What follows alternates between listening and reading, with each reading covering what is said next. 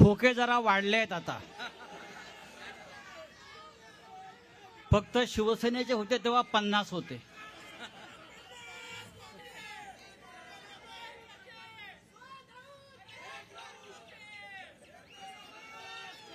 व्यासपीठावरील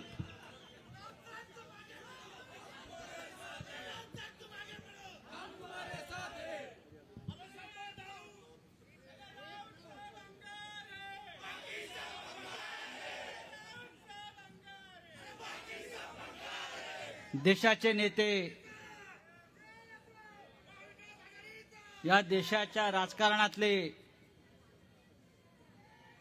भीष्म पितामह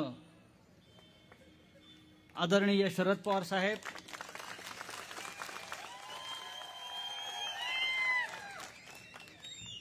काँग्रेसचे ज्येष्ठ नेते बाळासाहेबजी थोरात, आमच्या ताई माननीय खासदार निलंबित कंसात निलंबित शेतकऱ्यांच्या प्रश्नासाठी अशा आमच्या सुप्रियाताई सुळे, दुसरे आमचे खासदार निलंबित अमोलजी कोल्हे, सर्व तिन्ही महाविकास आघाडीच्या तिन्ही पक्षाचे प्रमुख पदाधिकारी ज्यांनी हा आक्रोश मोर्चा, ही सभा यशस्वी करण्यासाठी परिश्रम घेतलेला आहे. बाजार मांडलेला इथे पहा, इथे काय काय आहे. कापूस आहे, कांदा आहे, गाजर आहे, दुधी आहे. नाही, गाजर नागपूरला पाठवा.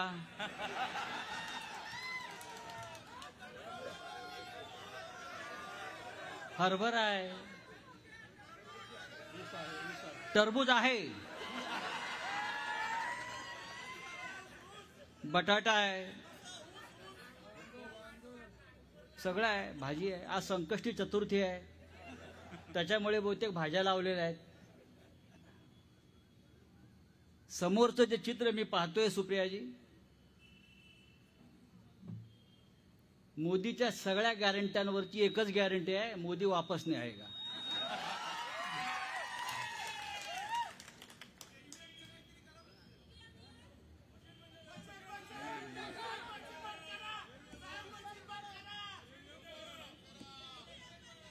मशीन नाही, दुकानच बंद करायचं आपल्याला.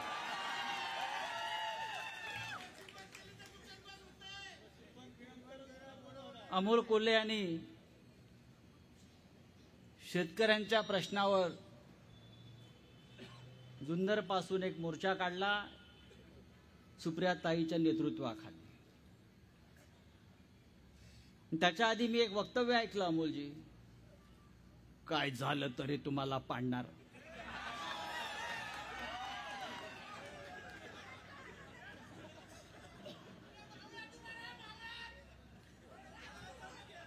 आमच्या पाडापाडीत पडा तर तुम्ही पडाल का अमोल? आमच्या पाडापाडीच्या खेळात पडाल तर पहिले तुम्ही पडाल.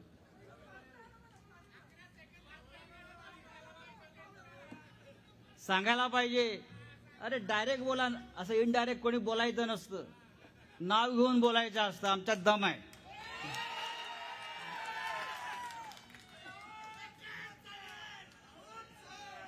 इकडे येऊन पहा,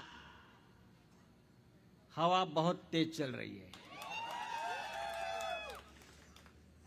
हवा बहुत तेज चल रहा है अजितराव. टोपी उड़ जाएगी, टोपी उड़ जाएगी. अरे शेतकऱ्यांच्या प्रश्नावरती मोर्चा आहे. किती 6 प्रमुख मागण्या आहेत आणि किती साध्या मागण्या आहेत. कांदा निर्यात बंदी तात्काळ उठवावी आणि कांदा निर्यातीसाठी कायमस्वरूपी धोरण ठरवावे. खाजगी आणि शासकीय असा भेद न करता दूध उत्पादक शेतकऱ्यांना अनुदान मिळायला हवं. हा बिबट्याचा प्रश्न आपला जुन्नरला अनेक वर्ष मी ऐकतोय. त्यासाठी अखंडित वीज पुरवठा आपल्याला हवा आहे. पीक विमा कंपन्यांच्या ज्या लुटमारीला आळा घालायला हवा. शेतकऱ्यांना सरसकट कर्जमाफी मिळायला हवी आणि शेतकऱ्यांच्या मुलांसाठी शैक्षणिक कर्जाचे धोरण लागू करावे. 5-6 एक प्रमुख प्रश्न आहे. हे प्रश्न घेऊन जर सुप्रियाताई आणि अमोल कोल्हे गेले असता अमित शहाकडे किंवा मोदींकडे, तर त्यांनी काय सांगितलं असतं? रामलल्ला का दर्शन फ्री कराएंगे, चिंता मत. रामलल्ला का दर्शन फ्री कराएंगे. 2 कोटी बेरोजगारांना नोकऱ्या देणार होते.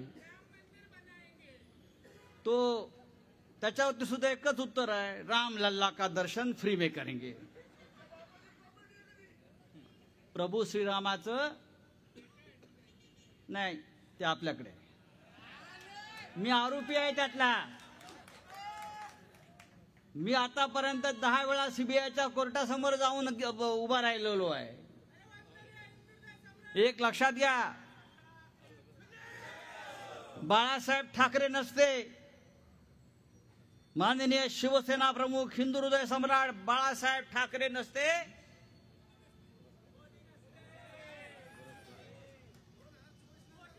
बाळासाहेब ठाकरे तेव्हा त्यावेळेला वाजपेयींना म्हणाले होते, लेकिन अभी मोदी आया तो देश गया. लक्षात घ्या, अत्यंत शहाणपणानं आपल्याला विचार करायचा आहे. आपण मगाशी काय म्हणालात? मशीन.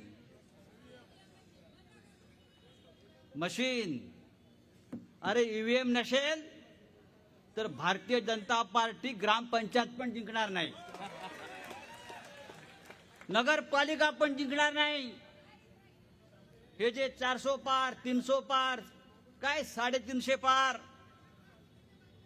ही सगळी ईव्हीएमची ताकद आहे. आमची महाविकास आघाडी आहे.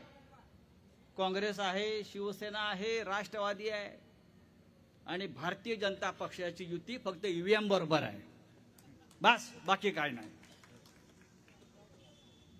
आणि म्हणून आपण सगळ्यांनी, हा आक्रोश मोर्चा आहे का? मी आक्रोश या शब्दावरच माझा आक्षेप आहे. अमोल, हा महाराष्ट्र लढणार आहे. पण मगाशी सुप्रियाताई आपलं भाषण ऐकलं, आपलं कालचं सुद्धा मी भाषण ऐकलं. या महाराष्ट्राचा स्वाभिमान, या महाराष्ट्राची अस्मिता या सध्याच्या सरकारनं दिल्लीच्या वाटेवर पाय पुसण्यासारखी पाडून ठेवलेली आहे. पाय पुसायचं आणि पुढे जायचं. एक काळ होता, आम्ही अभिमानाने सांगत होतो, महाराष्ट्र मेला तर राष्ट्र मेले, मराठा विना राष्ट्र गाडा न चाले, खरा वीर वैरी पराधीनतेचा महाराष्ट्र आधार या भारताचा. आज काय परिस्थिती आहे? आज हा महाराष्ट्र लुटला जातोय, शेतकरी लुटला जातोय. बेरोजगारी महाराष्ट्रात, हा महाराष्ट्र देशाचं पोट भरत होता अनेक वर्ष.